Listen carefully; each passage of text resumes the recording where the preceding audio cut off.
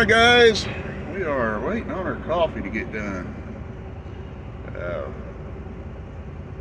We're over here in Parsons, Kansas at Stockyard Travel Centers, or the Stockyards as I call them. You ever notice in the mornings I look like that one grouchy bird?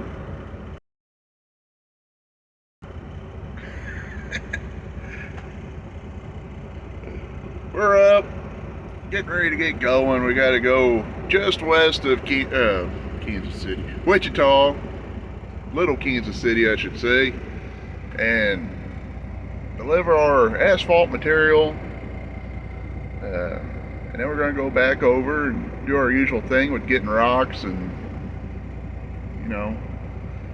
so I know it sounds like an exciting day, but this is trucking. Anything and everything can always happen. So come along, ride with us, see what kind of mischief we can get by with today. Probably one of my most favorite drives in the morning. Going west, sunrise is coming up. I'm watching the sunrise come in behind me. It's just a beautiful drive in the morning. I like doing it. The big thing is, I usually have the tunings on. We got the old woolly bully, but it gives me time to think, and connect with God, things like that. One thing that comes to mind is prayer. Talking to God, that's considered prayer, I guess. And I'm a firm believer. I see it so much on social media. Somebody asks for prayers, and you go through the comment section, and they'll have 100 people saying prayers and put the little hands and all that fun stuff. But I don't think God is up in heaven on his iPhone scrolling through going, oh, this guy's asking for prayers. Oh, he's got 100 people commenting prayers. I better answer them. I don't think that's what's happening. Prayer is an action. And some people are like, well, it's crazy to believe that prayer works. Well, I have experienced prayer working. I have seen it. And it's more than once I've seen it happen, so I am to believe that prayer works. So, and I say this because one of my subscribers and one of that comments pretty regularly is having a pretty tough time right now. I don't know exactly what's going on, but they said that they're kind of having a tough time, been having a tough time, and more to come. So the only thing I can ask is that for the rest of you to pray for them. Like I said, don't type it down below in the comments. That does nothing. I mean, it might give them a little hope, but the real miracle in prayer is the action itself of praying for the person. I take the part, I believe it was in Matthew, where Jesus was telling the disciples on how to pray, saying to go into a room, lock the door, and pray. Don't use big words, fancy stuff out in public and all that. Pray. Pray in a quiet room. And I take that pretty serious. And when I see, people do it, type it out, it's like, oh, hey, look at me, I'm praying. Well, that's kind of what the hypocrites did, That's exactly what Jesus was talking about in that situation. But take the action. Pray for yourself, pray for somebody else. Don't pray for a new car, or this or that. If you really need something, pray for it. If you do need a car, pray that you get some transportation of some sort. It might not be a new car or even a car for you. It might be somebody going that direction, But,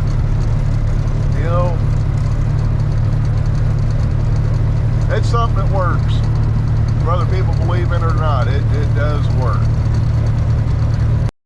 I can't explain how pretty it is coming across here in the mornings. Like I say, you can see the sunrise in the mirrors, just everything, just the glow of everything as the sun comes up. It's just really pretty. I remember I topped this hill here, you can see for like ever. Maybe not exactly this hill, but there's some of these valleys and hills through here. It just seems like we top over the top and it just seems like you can see forever. And this time in the morning, it's just a really neat view. This is the spot I was talking about earlier. Top the hill and you can just see miles. I mean, miles. I think it's like 5 miles or something over to the other side of the ridge through this valley, but I mean, you can see forever that way. Can't really see very far that way, but just look at it. Take it in for a second. Enjoy it. Imagine riding through here in the 1800s, you know, your horse and Conestoga wagon just ride through here. You know, just all the natural beauty that would come through here. Long before we made our concrete and asphalt cow paths and pastures to park our automobiles in, you just ride through here and had natural beauty. Cows just roamed around, didn't have dadgum wind farms all over the place. Just a natural beauty that God made for us to look at. And somehow or another we come through and ruin it with, you know, a paved roadway, you know, a gas station here. We ruined it. Power poles. I don't know. We've made our lives easier with all the technology and everything we had, but I think we've taken away from what God has given us of natural beauty. So you get that chicken off. Ah! Made him jump. But yeah, that's like one of my favorite parts of this drive across here, topping that hill, looking down in this valley. It just absolutely puts me in awe of how beautiful it is. Here, severely screwing with my OCD. You see his boards up underneath his pipe? Well, they're squeezed in over on the left side. If you look over on the right side, they're sticking out over the rub rail by about 4 to 5 inches. That, I mean, I'm not going to snitch on a guy, but that is something that DOT can actually nail you on for not having permits for it, because you're hanging over the edge, therefore making you a wide load. So I guess hopefully, or he's probably hoping he don't get pulled over by DOT, because I know I would have been saying something to the shipper right off the bat about fixing that. No sir, that would not fly on my ride. I might try to do some shady stuff from here and there. Not that. That'd get you nailed and get you in a stupid mess. You know, something that don't even, that could easily be fixed. And for those that are wondering, well, what if the shipper don't want to fix the load to make it legal? Well, then you don't leave with it. Give them the option, either take it off or you sit there till they do fix it. Because ultimately, they're not going to want to pay the ticket if you get pulled over and get a ticket for it. They ain't going to want to pay it. They're going to say, well, you should have said something. Well, if you leave with it, you're screwed. And if they never, like I said, if they refuse to fix it, pretty much you either sit there until they do fix it, or you make phone calls to, you know, if you're just a driver, you make a phone call to your dispatch, explain the situation. I was in that situation one time back when I was a company driver for Prime. Went and loaded at a company, and they had me hanging off the back of the trailer like 5 foot or something crazy. Had it hanging off the front of the trailer and off the back of the trailer. It was like it wasn't one piece that was hanging off. It was multiple pieces. So when I said something to them that, you know, they need to squeeze the load in a little bit better, they said it was already loaded, they wasn't fixing it. So I called the company and told them, you know, this load is over length. It put me, you know, like I said, it would have made it 55 foot the way they had it. And you know, me being a young driver at the time, I consulted with an older driver that was there loading with me.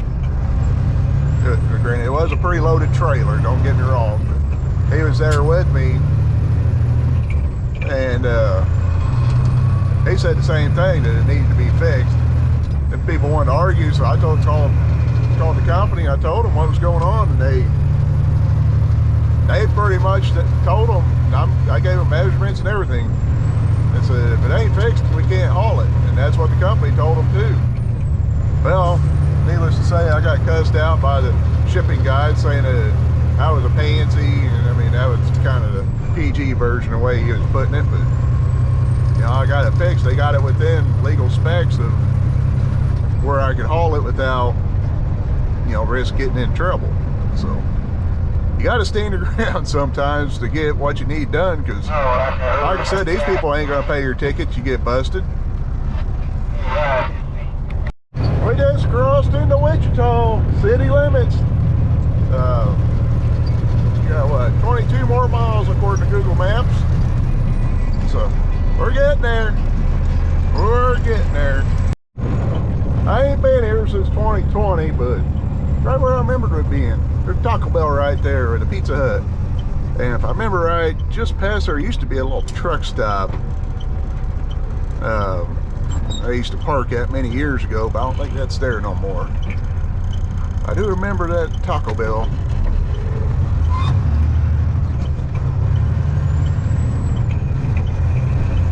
Hold up, Mr. Ram.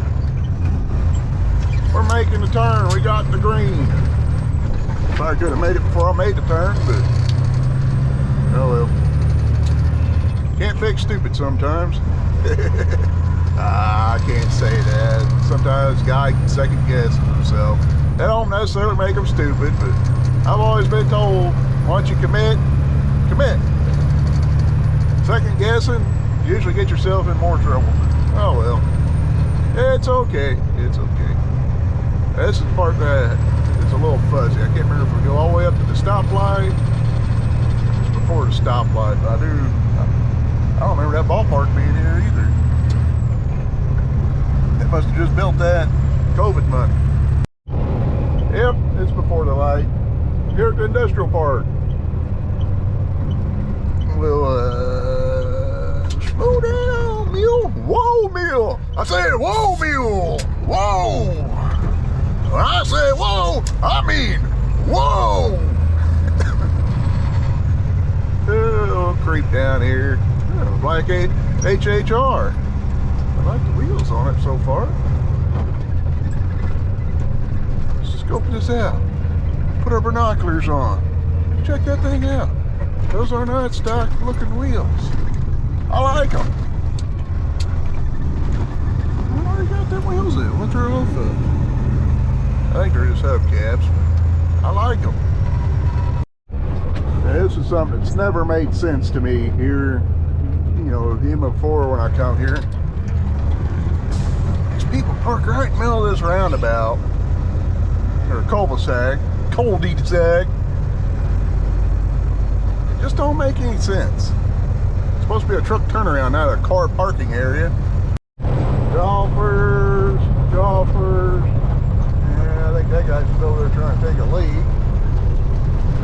Where's them all at? I don't know. There's a whole bunch up here. A whole bunch right there. We're gonna say spare you guys. We'll spare you. These are what we want right here. Come on! Oh, they're taking their time. Yeah, they'll honk anyway. I'll get you next round. The other day when I come through here, I was trying to spook up a chicken hawk right here, and I ended up spooking up a couple of big-bodied bucks.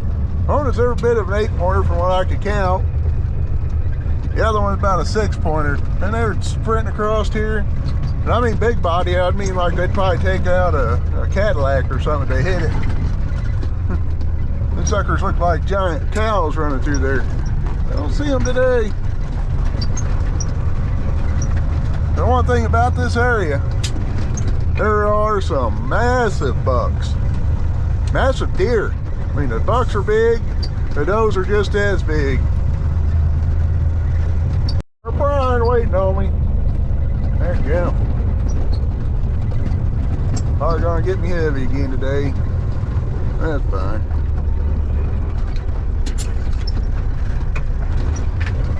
So we run the bottom because we don't want to run into any issues. It's on the phone when I get my train horn. I'll be nice. I'll be nice. The old wind's picking up though, so we're gonna wear some safety glasses and wear a jacket.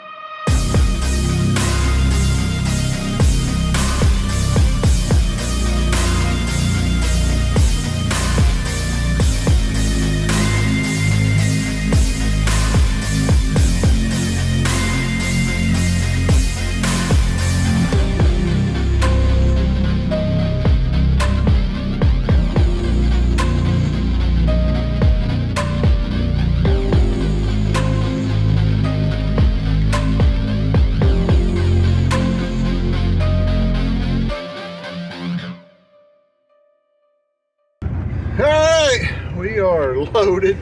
I don't know if you guys could tell in the time lapse how windy it was out there. Up there trying to get the loose ends off the top of the rock, and that blew me off once or twice. But you know, I tried to demonstrate by throwing some dirt up in the air and show you. But we're loaded, ready to roll out of here, and do some trucking. looking to make it to Cuba. That's our goal for the night. Make it to Cuba, to the TA. Try and get this nasty truck washed. Get my truck washed.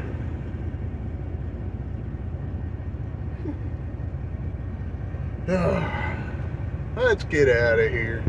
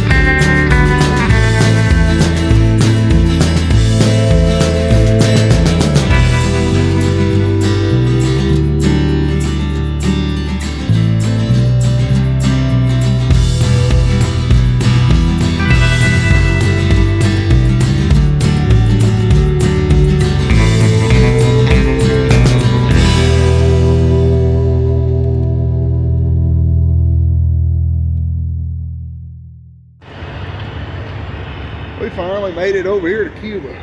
Should have pulled right into the truck wash. No line, and no one in the bay. It's like a perfect scenario, but second guessed myself.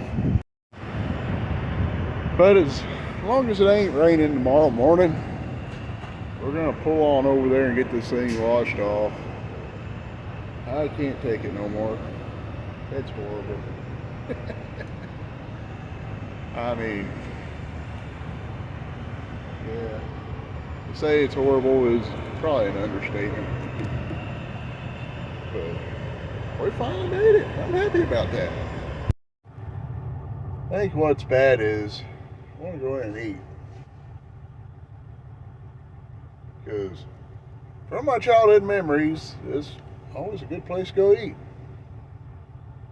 But I know when I walk in there, I'm going to get disappointed and all worked up because TA has ruined my childhood memories now. They haven't just ruined a truck stop or a place to eat.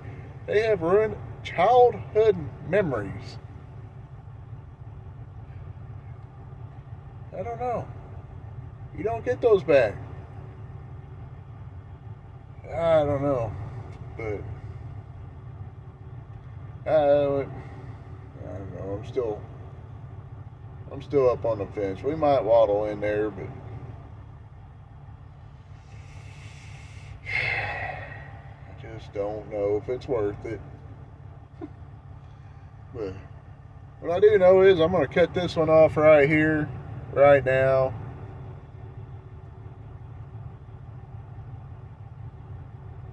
And go, I don't know, I need to figure something out on food. So we'll catch you guys tomorrow. We gotta head home, or we're gonna go deliver. Gotta go home. We're gonna, after we deliver and drop this trailer, and I gotta change a drive tire. It was wore down, and then I guess hook up to the old man's trailer, because we're gonna be running to Chicago and back next week, and then we'll get ready for old Turkey Day. I can't believe I'm sitting in my truck right now just shy of sweating. I just shut it off. And it's actually warm enough outside that actually I ain't gonna idle tonight, I'm gonna tell you that much. It's hot. It's warm. It's dark out and it's still warm out. And Thanksgiving is practical, pretty much a week away. Ain't that just crazy?